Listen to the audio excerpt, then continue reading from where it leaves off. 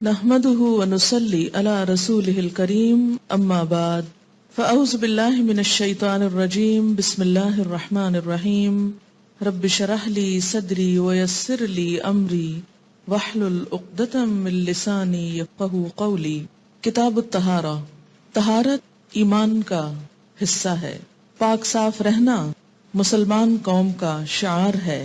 اللہ تعالیٰ نے قرآن پاک میں ایسے لوگوں کی تعریف بیان کی ہے جو پاک صاف رہتے ہیں۔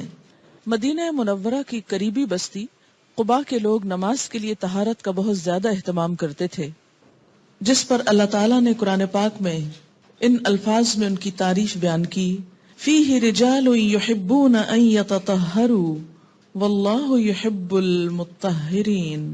مسجد قباء میں ایسے لوگ نماز پڑھتے ہیں جو طہارت کو بہت پسند کرتے ہیں، اور اللہ تعالیٰ طہارت حاصل کرنے والوں کو پسند کرتا ہے۔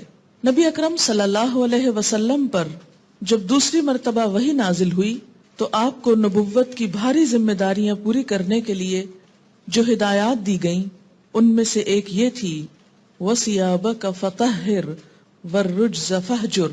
اے نبی اکرم صلی اللہ علیہ وسلم، اپنے کپڑے صاف رکھیے اور گندگی سے دور رہیے۔ گویا عبادت کے لیے اور پھر تبلیغ کے کام کے لیے خاص طور پر طہارت، صفائی، پاکیزگی کا اہتمام نہایت ضروری ہے۔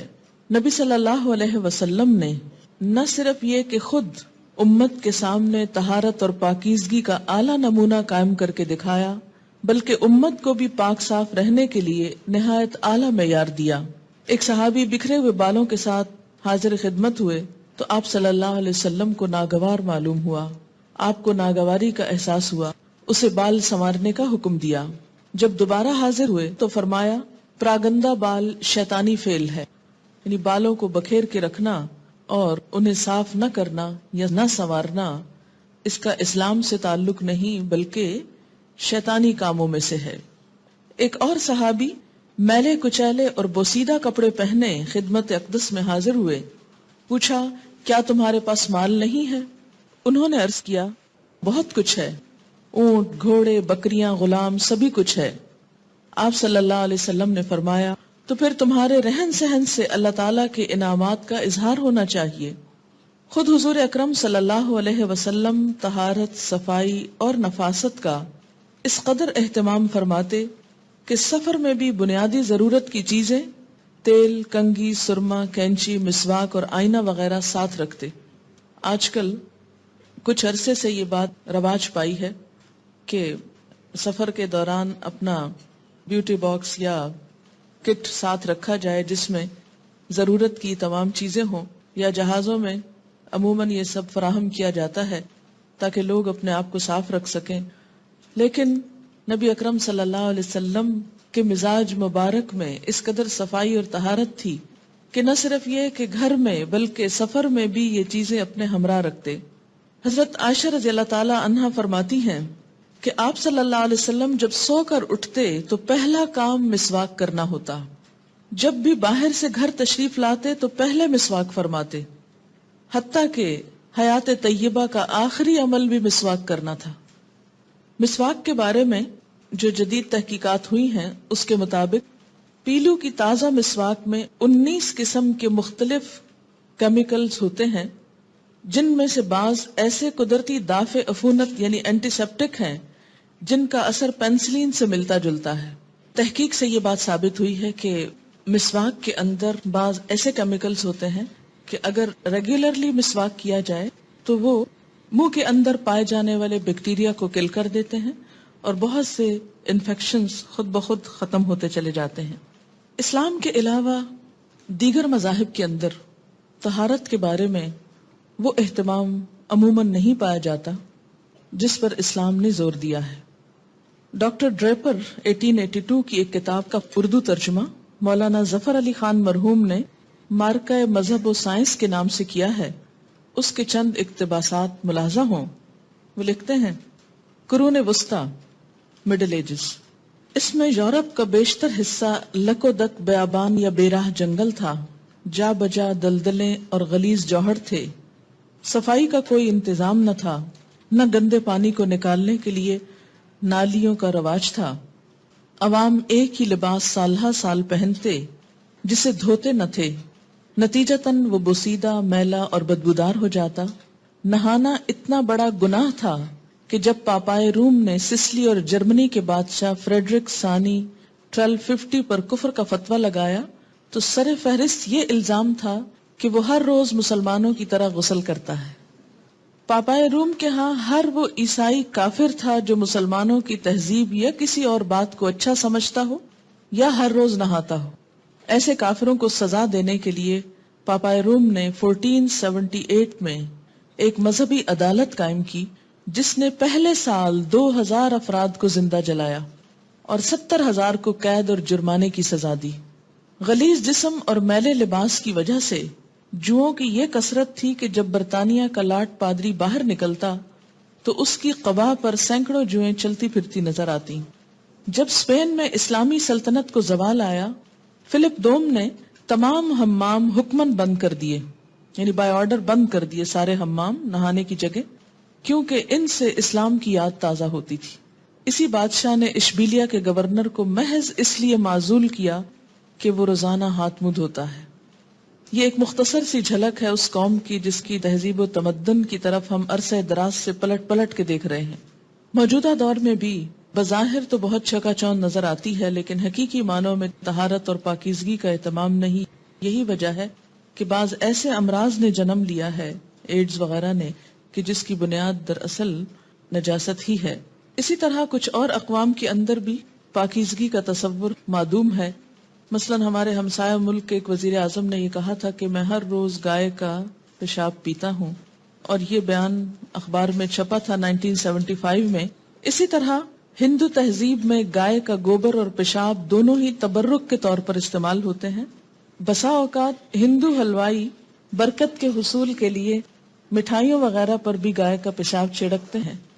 اسی طرح کچھ اور مذاہب میں بال صاف کرنا اور نجس بال صاف کرنے کا بھی کوئی تصور نہیں۔ مثلا سکھ مذہب میں اگر کوئی اپنے بغلوں کے بال صاف کر لے یا انڈر آرمز بال صاف کر لے تو مذہب سے خارج ہو جاتا ہے۔ یہ صرف ایک چھوٹا سا کمپیریزن اس لیے بتایا جا رہا ہے کہ اسلام کی نعمت کا احساس ہو اور شکر ادا ہو کہ اللہ تعالیٰ نے ہمیں نبی صلی اللہ علیہ وسلم کے ذریعے کیسے اچھے اصول دیے ہیں کہ جن کے ذریعے ہم دنیا میں ایک مہذب قوم بن کر رہ سکتے ہیں۔ لیکن افسوس کہ آج کے دور میں جہاں ظاہری صفائی ستھرائی کا اہتمام نہیں کیا جاتا، وہاں باطنی طور پر بھی تزکیے کا عمل معدوم ہو گیا ہے، کیونکہ اندر کی صفائی اور باہر کی صفائی دونوں لازم و ملزوم ہیں۔ اگر باہر صاف ہو تو قدرتی طور پر انسان کے اندر بھی طہارت کا احساس پیدا ہوتا ہے۔ باوضو ہونے کی کیفیت اور بے وضو ہونے میں ایک بہت بڑا فرق ہوتا ہے۔ اسی طرح اگر آپ اپنے دانت صاف کرتے ہیں یا جسم صاف کرتے ہیں تو آپ کی پوری کیفیت ہی بدل جاتی ہے۔ لہذا اسلام نے مختلف عبادات کے ساتھ طہارت کو لازم قرار دیا اور اتنی کڑی شرط رکھی کہ اس کے بغیر عبادت ہو ہی نہیں سکتی یا عبادت قبول ہی نہیں۔ اللہ تعالیٰ ایسے لوگوں سے محبت رکھتے ہیں جو خود کو پاک صاف رکھیں۔ واللہ یحب المطہرین، اللہ تعالیٰ محبت رکھتے ہیں پاک صاف رہنے والوں سے۔ پاک صاف کیوں رہا جائے؟ اس میں سب سے پہلی چیز نیت بہت اہم ہے۔ انسان کا کوئی بھی عمل جس کے پیچھے نیت اچھی نہ ہو وہ قابل قبول نہیں۔ ان عمر بن الخطاب رضی اللہ عنہ قال سمعت رسول اللہ صلی اللہ علیہ وسلم یقول انما الاعمال بالنیات وانما لكل امرئ ما نوى فمن كانت هجرته الى دنیا يصيبها او الى امرأة ينكحها فهجرته الى ما هاجر الیہ، رواہ البخاری۔ حضرت عمر بن خطاب رضی اللہ تعالیٰ عنہ کہتے ہیں کہ میں نے رسول اللہ صلی اللہ علیہ وسلم کو فرماتے ہوئے سنا ہے کہ اعمال کا دار و مدار نیت پر ہے۔ ہر شخص کو وہی ملے گا جس کی اس نے نیت کی، لہٰذا جس نے دنیا حاصل کرنے کی نیت سے ہجرت کی اسے دنیا ملے گی، جس نے کسی عورت سے نکاح کرنے کی غرض سے ہجرت کی اسے عورت ملے گی۔ اسے بخاری نے روایت کیا ہے۔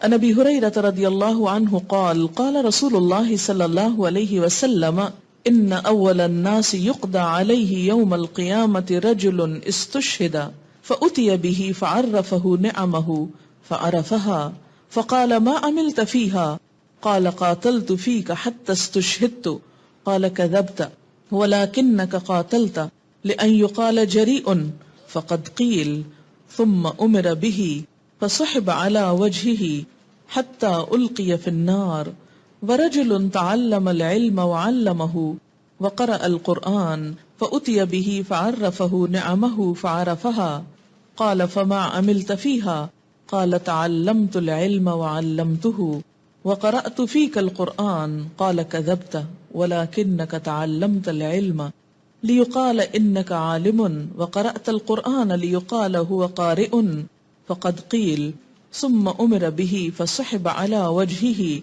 حتى ألقي في النار ورجل وسع الله عليه وأعطاه من أصناف المال كله فأتي به فعرفه نعمه فعرفها قال فما عملت فيها قال ما تركت من سبيل تحب أن ينفق فيها إلا أنفقت فيها لك قال كذبت ولكنك فعلت ليقال هو جواد فقد قيل ثم أمر به فسحب على وجهه ثم ألقي في النار رواہ مسلم۔ میں پھر یاد دہانی کرا دوں کہ میں عربی عبارت دو وجوہات کی بنا پر پڑھتی ہوں۔ نمبر ایک تو یہ کہ نبی صلی اللہ علیہ وسلم کے الفاظ ہیں، بابرکت الفاظ ہیں۔ اردو تو ہم پڑھ ہی لیں گے، لیکن آپ کے الفاظ پڑھنا ثواب بھی ہے اور زیادہ سمجھ میں بات کے آنے کا سبب بھی ہے۔ دوسری وجہ یہ ہے کہ جب کل آپ کسی کو پڑھائیں تو اسی طریقے کو جاری کریں کہ آپ صلی اللہ علیہ وسلم کے الفاظ کی اشاعت بھی ہو۔ یہ تو آپ پڑھ ہی چکے ہیں کہ آپ کی ایک سنت کو زندہ کرنا کس قدر اجر اور ثواب کا باعث ہے۔ جس سے محبت ہوتی ہے اس کی ہر چیز اچھی لگتی ہے، اس کے الفاظ بھی اچھے لگتے ہیں۔ لہٰذا آپ سے محبت کا تقاضا یہ ہے کہ آپ کے الفاظ بھی ہم کو پڑھنا آئیں، اور پڑھاتے وقت کل آپ کو اگر یہ الفاظ پڑھنا مشکل ہو تو میرے الفاظ سن کر اپنے عربی درست کر لیں اور پھر آگے پڑھا سکیں۔ حضرت ابو ہریرہ رضی اللہ تعالی عنہ کہتے ہیں کہ رسول اللہ صلی اللہ علیہ وسلم نے فرمایا، قیامت کے دن سب سے پہلے ایک شہید لایا جائے گا، اللہ تعالیٰ اسے اپنی نعمتیں گنوائے گا اور شہید ان نعمتوں کا اقرار کرے گا۔ اللہ تعالیٰ اس سے پوچھے گا، تو نے ان نعمتوں کا حق ادا کرنے کے لیے کیا عمل کیا؟ وہ کہے گا، میں نے تیری راہ میں جنگ کی حتیٰ کہ شہید ہو گیا۔ اللہ تعالیٰ ارشاد فرمائے گا، تو جھوٹ کہتا ہے، تو نے بہادر کہلوانے کے لیے جنگ کی، سو دنیا میں تجھے بہادر کہہ دیا گیا۔ پھر فرشتوں کو حکم ہوگا اور اسے منہ کے بل گھسیٹ کر جہنم میں ڈال دیا جائے گا۔ یہ شہید کا انجام ہو رہا ہے۔ اس کے بعد وہ آدمی لایا جائے گا جس نے خود بھی علم سیکھا اور دوسروں کو بھی سکھایا اور قرآن پڑھا۔ اللہ تعالیٰ اسے اپنی نعمتیں یاد دلائے گا، وہ عالم ان کا اقرار کرے گا۔ تب اللہ تعالیٰ اس سے پوچھے گا، ان نعمتوں کا شکریہ ادا کرنے کے لیے تو نے کیا عمل کیا؟ وہ عرض کرے گا، یا اللہ میں نے علم سیکھا، لوگوں کو سکھایا اور تیری خاطر لوگوں کو قرآن پڑھ کر سنایا۔ اللہ تعالیٰ ارشاد فرمائے گا، تو نے جھوٹ کہا، تو نے علم اس لیے سیکھا تاکہ لوگ تجھے عالم کہیں، اور قرآن اس لیے پڑھ کر سنایا کہ لوگ تجھے قاری کہیں، سو دنیا نے تمہیں عالم اور قاری کہا۔ پھر حکم ہوگا اور اسے منہ کے بل گھسیٹ کر جہنم میں ڈال دیا جائے گا۔ اس کے بعد تیسرا آدمی لایا جائے گا جسے دنیا میں وسعت اور ہر طرح کی دولت سے نوازا گیا تھا۔ اللہ تعالیٰ اسے اپنی نعمتیں جتائے گا، وہ شخص ان نعمتوں کا اقرار کرے گا۔ پھر اللہ تعالیٰ سوال کرے گا، میری نعمتوں کو پا کر تو نے کیا کام کیے؟ وہ کہے گا، یا اللہ میں نے تیری راہ میں ان تمام جگہوں پر مال خرچ کیا جہاں تجھے پسند تھا۔ اللہ تعالیٰ ارشاد فرمائے گا، تو نے جھوٹ کہا، تو نے صرف اس لیے مال خرچ کیا تاکہ لوگ تجھے سخی کہیں اور دنیا نے تجھے سخی کہہ دیا۔ پھر حکم ہوگا اور اسے منہ کے بل گھسیٹ کر جہنم میں ڈال دیا جائے گا۔ اسے مسلم نے روایت کیا ہے۔ گویا بڑے سے بڑا عمل، بڑی سے بڑی نیکی، خواہ وہ شہادت ہو یا علم کا سیکھنا اور سکھانا ہو یا مال کا اللہ کے راستے میں دینا ہو، جب تک وہ خالصتاً اللہ کے لیے نہ ہو، اللہ کے ہاں قابل قبول نہیں۔ اس لیے ہمارا جو بھی کوئی عمل ہو، خواہ وہ طہارت و پاکیزگی ہو، وہ صرف اس لیے نہ ہو کہ لوگ کیا کہیں گے، اس کے دانت بہت گندے ہیں تو اس لیے ہم دانت صاف کر لیں۔ لوگ کیا کہیں گے کہ اس کے کپڑے گندے ہیں تو کپڑے اچھے پہن لیں، صاف پہن لیں. نہیں، ہمیں اللہ کے لیے، اللہ کا قرب پانے کے لیے، اس کو راضی کرنے کے لیے اور اپنی عبادت میں خشوع و خضوع پیدا کرنے کے لیے کہ زیادہ اچھی طرح اللہ تعالیٰ کی عبادت ہو سکے، ہمیں صفائی و ستھرائی کا اہتمام کرنا ہے. فضل الطہارہ، طہارت کی فضیلت. طہارت نصف ایمان ہے، آدھا ایمان، گویا آدھا دین ہے. ان ابی مالک الاشعری رضی اللہ عنہ قال قال رسول اللہ صلی اللہ علیہ وسلم الطہور شطر الایمان والحمد للہ تملأ المیزان وسبحان اللہ والحمد للہ تملأان او تملأ ما بین السماوات والارض والصلاة نور والصدقة برہان والصبر ضیاء والقرآن حجۃ لک او علیک کل الناس یغدو فبائع نفسہ فمعتقها او موبقها رواہ مسلم. حضرت مالک اشعری رضی اللہ تعالی عنہ کہتے ہیں کہ رسول اللہ صلی اللہ علیہ وسلم نے فرمایا، طہارت آدھا ایمان ہے. ایک مرتبہ الحمدللہ کہنا ترازو کو نیکیوں سے بھر دیتا ہے. سبحان اللہ اور الحمدللہ کہنا زمین اور آسمان کے درمیان ساری جگہوں کو نیکیوں سے بھر دیتا ہے. نماز دنیا اور آخرت میں نور ہے، چہرے کا، دل کا، روح کا. صدقہ نجات کا ذریعہ ہے، برہان. صبر روشنی ہے، اور قرآن مجید تیرے حق میں یا تیرے خلاف گواہی دے گا، یعنی قیامت کے دن. ہر آدمی صبح اٹھتا ہے تو اس کی جان گروی ہوتی ہے. گروی کا مطلب کیا ہے؟ یعنی پکڑی ہوئی ہوتی ہے، جسے یا تو نیکی کر کے آزاد کرا لیتا ہے یا گناہ کر کے ہلاک کر دیتا ہے. اسے مسلم نے روایت کیا ہے. تو اس سے کیا پتہ چلتا ہے کہ ان سب میں ابتدا کس سے ہو رہی ہے؟ طہارت سے، پاکیزگی سے. یعنی باقی کام جو ہیں وہ اسی وقت صحیح طور پر ہو سکتے ہیں جب انسان کے اندر طہارت کا وصف ہو. وضو طہارت کرنے سے ہاتھ، منہ اور پاؤں کے تمام صغیرہ گناہ معاف ہو جاتے ہیں. عن عبداللہ الصنابحی رضی اللہ تعالی عنہ قال قال رسول اللہ صلی اللہ علیہ وسلم اذا تودأ العبد المؤمن فمضمض خرجت الخطايا من فيه واذا استنثر خرجت الخطايا من انفه فاذا غسل وجهه خرجت الخطايا من وجهه حتى تخرج من تحت اشفار عينيه فاذا غسل وجهه خرجت الخطايا من وجهه حتى تخرج من تحت اشفار عينيه فاذا غسل يديه خرجت الخطايا من يديه حتى تخرج من تحت اظفار يديه فاذا مسح برأسه خرجت الخطايا من رأسه حتى تخرج من اذنيه فاذا غسل رجليه خرجت الخطايا من رجليه حتى تخرج من تحت اظفار رجليه ثم كان مشيه الى المسجد وصلاته نافلة له رواه النسائی. حضرت عبداللہ الصنابحی رضی اللہ تعالی عنہ کہتے ہیں کہ رسول اللہ صلی اللہ علیہ وسلم نے فرمایا، جب مومن آدمی وضو کرنے کے لیے کلی کرتا ہے تو اس کے منہ کے صغیرہ گناہ ختم ہو جاتے ہیں. جب ناک صاف کرتا ہے تو ناک کے گناہ معاف ہو جاتے ہیں. جب چہرہ دھوتا ہے تو چہرے کے گناہ ختم ہو جاتے ہیں، حتیٰ کہ آنکھوں کی پلکوں کے گناہ بھی ختم ہو جاتے ہیں.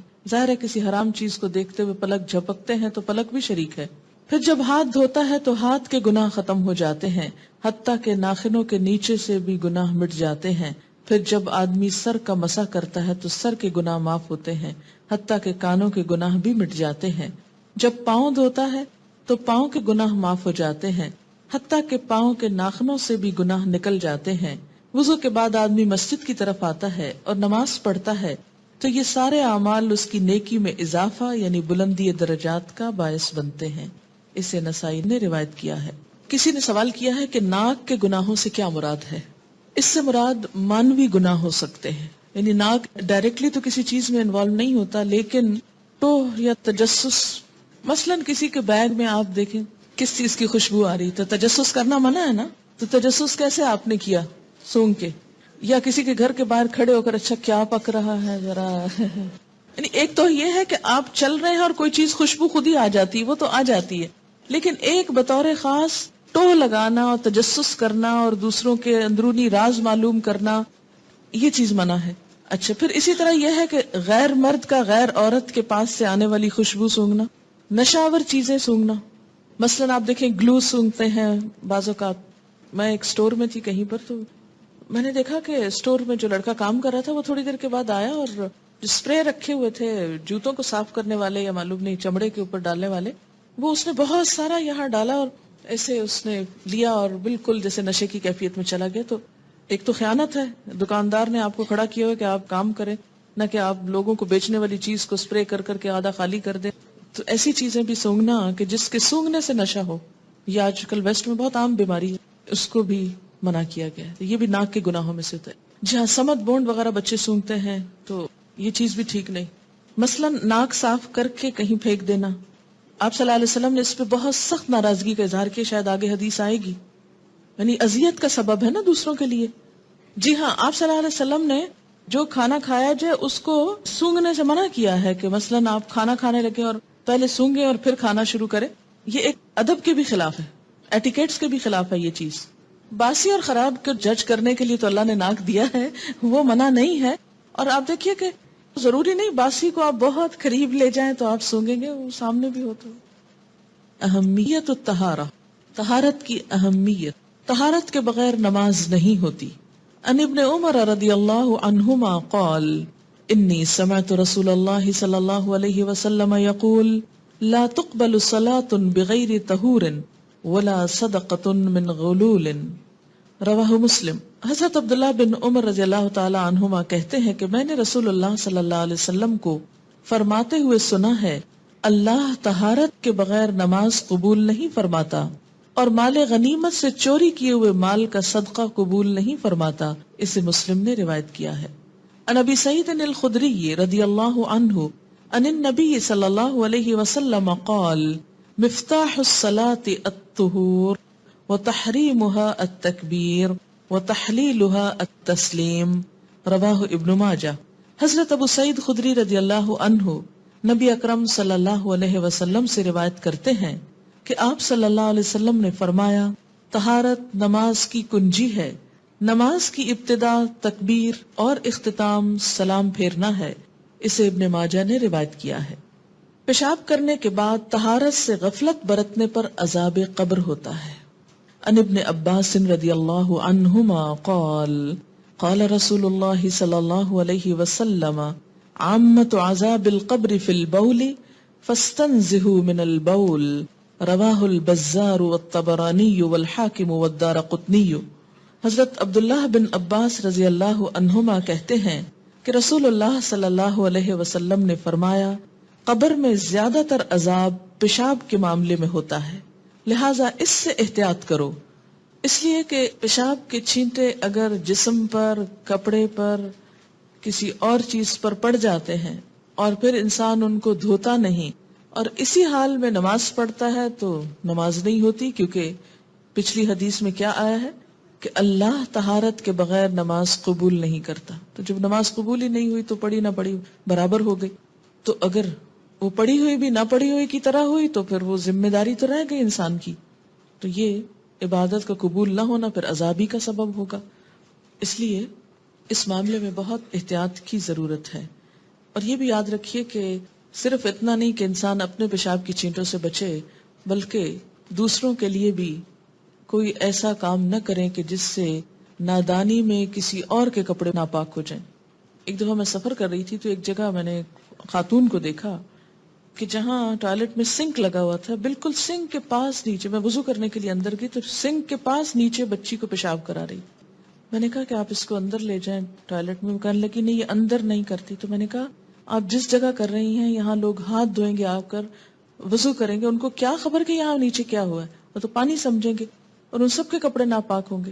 خیر میرا کہنے پر وہ اندر لگی، لیکن اندر بھی اس نے بیچ نہیں بٹھایا، باہر ہی، اور پھر ایسے ہی چلے گی. پھر اس کے بعد میں نے ایک لوٹا پانی کا وہاں بہا دیا. کئی دفعہ ایسے گھروں میں جانا ہوتا ہے جہاں چھوٹے لڑکے ہوں تو ٹوائلٹ جو ہے وہ بالکل چھینٹوں سے پوری طرح کموڈ ناپاک ہوتے ہیں، کیونکہ ماؤں نے ٹریننگ ہی نہیں دی بچوں کو کہ قطرہ بھی باہر نہ گرے، اور اگر کسی غفلت سے گرا بھی ہے تو اس کو دھو دیا جائے. یہ ماؤں کی ذمہ داری ہے، فرض ہے، اور پوچھا جائے گا اس فرض کے بارے میں کہ انہوں نے بچوں کو کیا سکھایا. پھر اسی طرح یہ ہے کہ اس کے بعد ہاتھ دھونا جو ہے اس پر بھی توجہ دلائی جائے، کیونکہ بسا اوقات جیسے ٹیشو سے بچے صاف کر لیتے ہیں، وہ ہاتھ کو لگ گیا، اسی سے جا کے کھانا کھا لیا، کوئی چیز پکڑی، احساس ہی نہیں ہے. تو اس میں دونوں ایکسٹریم سے بھی بچنے کی ضرورت ہے. نہ تو طہارت میں اتنا پانی بچے کھول کے کھڑے رہیں، اور نہ ہی یہ کہ وہ بالکل ہی صاف نہ کریں، کیونکہ بہت سی مائیں صرف اس وجہ سے کہ بچے پانی ضائع کریں گے یا گیلے ہو جائیں گے یا سردی ہے تو عادت ہی نہیں ڈالتی. اچھا، اس میں ایک اور چیز کہ بچے جب چھوٹے ہوتے ہیں تو اس وقت مائیں بسا اوقات ان کو پراپرلی پیک نہیں کرتی، ان کو ٹوائلٹ ٹرین نہیں کرتی، تو بچے جس نے اٹھایا اسی میں پیشاب کر دیا. ان کو عادت ہی نہیں ہوتی کہ کہاں کرنا اور کہاں نہیں کرنا. اور خصوصاً جب سے نیپیز کا استعمال زیادہ شروع ہوا ہے، کئی سال اسکول جانے والے بچے تک کو نیپیز پہنائی جاتی کیونکہ ان کو ٹریننگ ہی نہیں ہوئی. بالکل جیسے ایک جانور کو نہیں پتا ہوتا نا کہ اس کو کہاں پر فارغ ہونا ہے کہاں نہیں. بلکہ آپ نے دیکھو کہ بعض جانوروں کے اندر بھی کچھ سینس ہوتی ہے، وہ سب کے سامنے نہیں پیشاب کرتے، کسی طرف جا کر ہی کرتے ہیں. لیکن ایسے بچوں کو بالکل ٹریننگ نہیں ہوتی، وہ جہاں کھڑے ہوتے ہیں، کسی کا گھر ہو، کوئی جگہ ہو، وہیں پر پیشاب کر دیتے ہیں. تو یہ ذمہ داری بنتی ہے کہ تھوڑی سی ابتدائی ایج میں ماں پین لے، تکلیف کرے اور بچوں کو ٹرینڈ کرے. اور جو مائیں کر لیتی ہیں وہ دیکھتی ہیں کہ بچے ٹرینڈ ہو جاتے ہیں. پچھلے ہفتے ایک ایسی خاتون سے ملاقات تھی کہ جو بہت چھوٹا سا بچہ اٹھائے ہوئے کسی کے پاس آئی اور بہت پریشان حال دکھ رہی تھی. کیسے آئی؟ کہ دم کروانے. کیوں دم کرانا ہے؟ کہ بچہ بہت روتا ہے، کوئی بیمار نہیں، ڈاکٹرز کہتے ہیں اس کو کوئی تکلیف نہیں ہے، یہ ویسے ہی روتا ہے، تو مجھے کسی نے کہا اس سے دم کرواؤ. جب جس کے پاس وہ دم کرانے کو لائی، کرا چکی، تو میں نے اس سے پوچھا کہ تم نماز پڑھتی ہو؟ کہنے لگی نہیں نماز نہیں پڑھتی. میں نے کہا کب سے نہیں پڑھتی؟ کہتی جب سے یہ پیدا ہوا. میں نے کہا اس سے پہلے؟ کہتی پھر پہلے کبھی کبھی پڑھ لیتی تھی، اب تو بالکل. میں نے کہا کوئی نماز نہیں پڑھی؟